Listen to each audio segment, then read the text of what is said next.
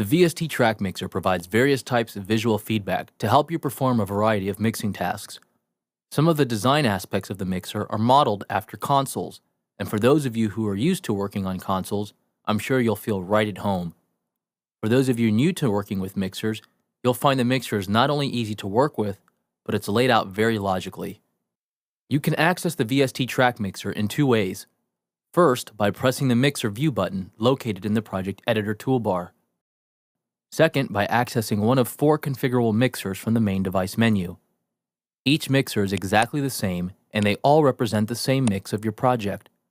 However, you can configure each one separately to provide you with different views, channel types, and information. This is very handy if you have a large mix to work with and you want to keep things organized. The mixer itself is laid out in the 2 main sections. To the far left, you have a control strip that gives you access to various view options and global functions for the mixer. After that, you have the main channel strip area of the mixer.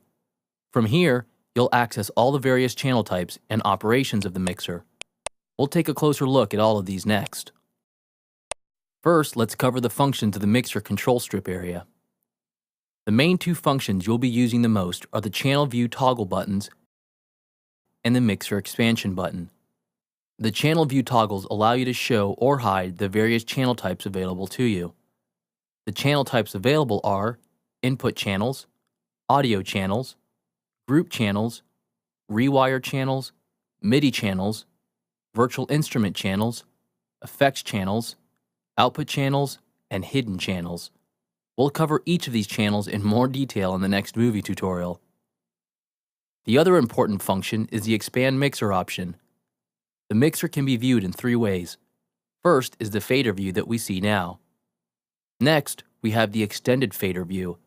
With this view, you are provided with further options to show or hide inserts, sends, EQs, enhanced metering, and more for each individual channel. The final view is the input-output view that shows the in-out routing, input gain trim, and phase options for each channel. All of the view options covered so far are available for each of the 4 mixer views, and you can save them as presets that can be recalled at any time. This small section above the channel type view strip allows you to add, remove, and select available mixer view presets. You also have global buttons for mutes, solos, and read-write automation. And the VST connection button here allows you to access your VST connection setup, which we covered earlier in the VST connections tutorial.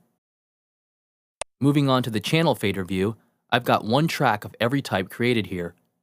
You'll notice that each channel type shares similar options and functions.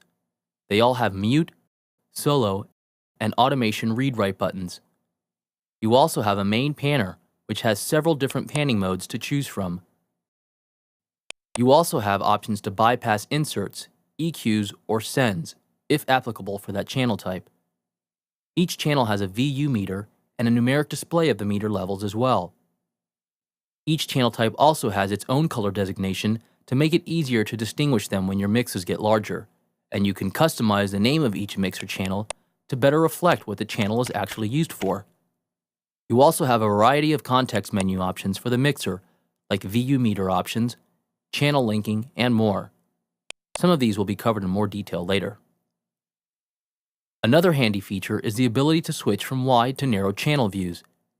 Each channel can be set individually, or you can set this option globally. This is very useful when your projects begin to grow too large to keep a wide-eye view of the entire mix. If you choose to view your input and output channels, you'll notice that you also have the option to adjust the view width used for these sections of the mixer. If you find that you don't necessarily need to use the mixer and would rather keep your desktop space for editing your projects, then you have all the same mixer options and capabilities in the channel view provided to you in each track inspector's view in the project editor.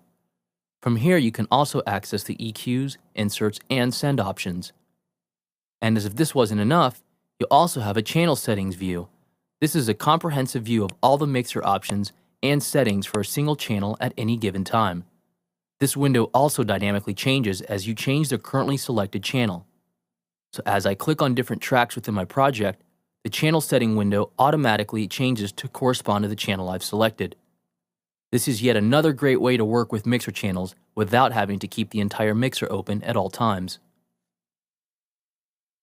So, from this movie tutorial, we've had the chance to get a good look at the VST mixer and all the various ways to access it. The mixer is probably one of my favorite areas in Nuendo.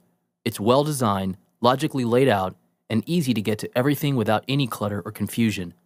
It offers you many ways to view the mixer as well as customize its settings to your liking. Even when your mixes become immensely large, the VST mixer will keep things organized for you, allowing you to stay focused on getting your mix to sound just right.